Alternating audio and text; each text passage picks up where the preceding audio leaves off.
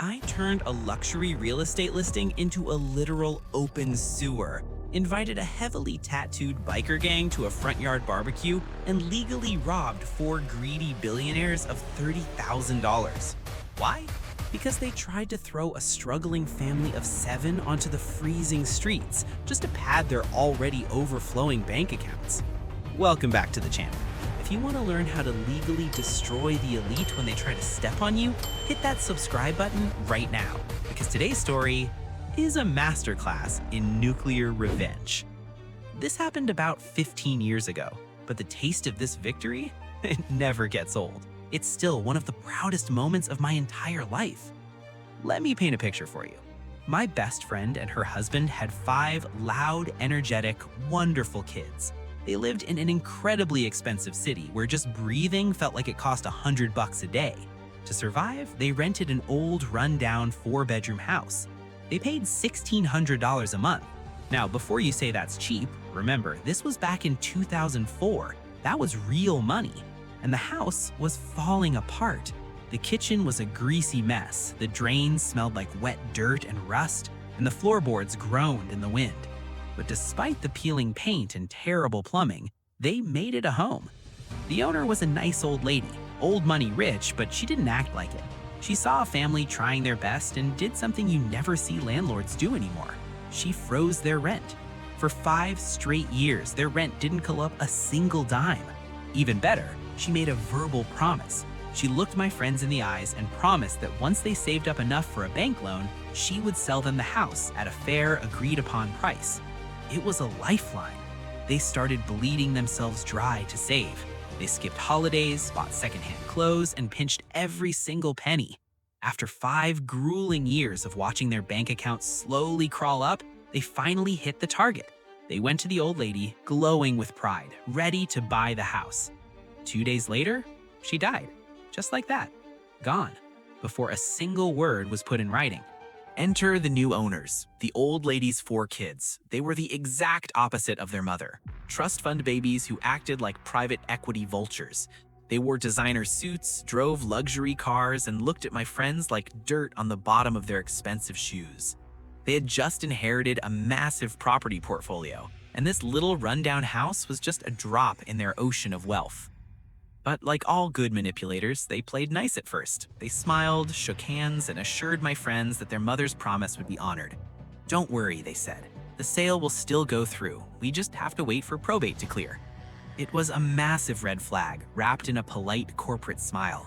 But my friends were desperate to believe them, confident the house was finally theirs. They spent their weekends stripping 20 years of ugly yellowed wallpaper and repainting.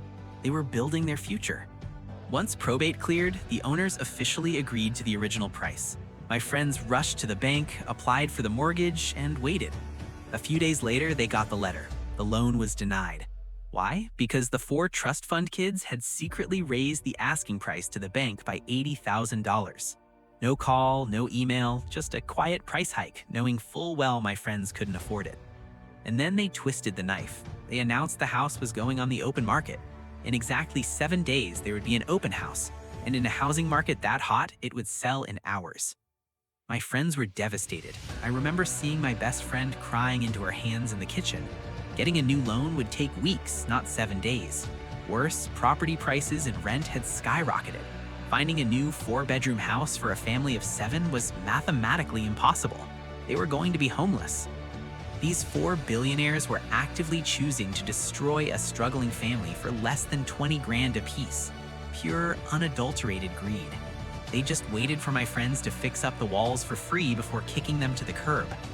I was scared for my friends, but underneath that fear, my blood was boiling. So while my friends scrambled for a financial miracle, I started plotting in the shadows. I realized something. The rich rely on the poor playing by the rules. But what happens when you use the rules against them? We couldn't stop the open house, but we could make sure nobody in their right mind would ever want to buy this property. We needed some malicious compliance. Make the place absolutely repulsive without making my friends look like legally bad tenants. I gathered my friends, looked them in the eye, and said, "We are going to war." Step 1. Visual clutter. Realtors tell you to declutter a house. We did the exact opposite. We shoved all the heavy, dark furniture into the center of the rooms. We borrowed ugly furniture from neighbors, hung loud, aggressive motorcycle memorabilia on every wall. The house instantly felt claustrophobic, dark, and tiny. Step 2. Chemical warfare. The morning of the open house, my friend boiled a massive head of cabbage on the stove for hours. It smelled like sweaty gym socks left in a hot car. Then we sprayed ammonia heavily around the front and back doors. To the untrained nose, ammonia smells exactly like a dozen feral cats aggressively marking their territory. But we didn't stop there. We cracked 24 rotten black eggs straight down the already terrible drains. The smell rising from the sink was apocalyptic, pure sulfur. It smelled like raw, toxic sewer gas leaking directly into the kitchen, a sensory nightmare. Step 3. The neighborhood. Location is everything, right? With the permission of the neighbor across the street, we dragged a moldy, water-damaged couch and dumped it right on their front lawn. It looked like a crack den. Then I called everyone I knew with a loud, crappy car to do laps around the block during the exact hours of the open house. Suddenly, this quiet suburban street sounded like rush hour in a war zone. Engines revving, tires screeching. Step 4. The final boss. I called my buddies from a local heavy hitters MMA gym, massive 250-pound guys covered in tattoos. The next-door neighbor agreed to let us use their yard. We set up a massive barbecue, offering the guys free burgers and cheap beer. They arrived in packs, riding loud motorcycles, wearing their roughest gear.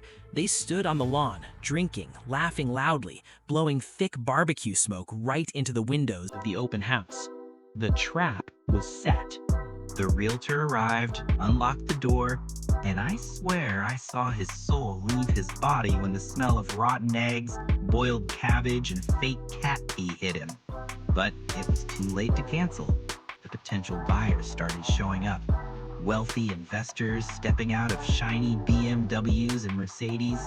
Immediately, they were deafened by the roar of crappy cars circling the block. They looked nervously at the giant tattooed guys aggressively drinking beer next door. They walked inside. Most were out in under 60 seconds, holding their noses, faces twisted in absolute disgust. One lady didn't even get out of her car. She just stared at the biker crowd, locked her doors, and sped away in terror. But there was one guy, one brave, stubborn buyer who actually stayed. He walked outside and tried to casually chat with one of my buddies leaving the BBQ. He asked, "Hey, are you guys out here often?" My buddy didn't miss a beat. He cracked a beer and said, "Hell yeah, man. We throw down out here every weekend. Usually have wild after parties till 4 a.m.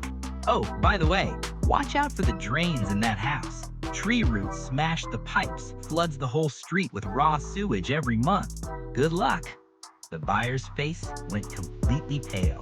He power walked to his car and sped off without making a single offer. By the end of the day, the realtor looked like he wanted to cry. Not a single person wanted this cursed, tiny, smelly, noisy, feral house. Except my friends. They were the only ones to submit an offer. Because of the absolute disaster of an open house, they didn't have to pay the $80,000 markup. They had to stretch their budget slightly, but it was nowhere near what those greedy owners demanded. They signed the papers. They put their earnest money straight into escrow, right there on the spot. And here is the absolute best part, the twist that makes my heart sing to this day. The very next day, the smell cleared out. The bikers went home. The street went quiet. That one brave buyer from the day before realized the neighborhood wasn't actually a war zone. He called the realtor and put in an offer $30,000 higher than what my friends paid. The 4 greedy owners saw that $30,000 offer and tried to take it. They tried to cancel my friend's contract, but they couldn't because our state has ironclad escrow laws. Once a seller accepts an offer and the earnest money is locked in escrow, they cannot legally back out just because someone else offers more cash. They were trapped. They had to sit there in their luxury offices, realizing they just lost 30 grand because they tried to squeeze a desperate family. They lost it because they underestimated the people they thought were beneath them. My friends got the house. They cleaned the drains, stripped the rest of the wallpaper, and raised their 5 beautiful kids in a home that was finally theirs. Those 4 billionaires had all the money in the world, but they forgot one simple rule of human nature: never back a desperate parent into a corner. Because we didn't just buy a house that day, we bought their total, humiliating defeat. What would you have done if you were in their shoes? Would you have walked away, or would you have fought back? Tell me your best revenge stories against greedy landlords or toxic bosses in the comments below. I read every single one of them, and the smartest, most ruthless stories will be featured in our next psychological breakdown. Until next time, stay sharp and don't let them step on you.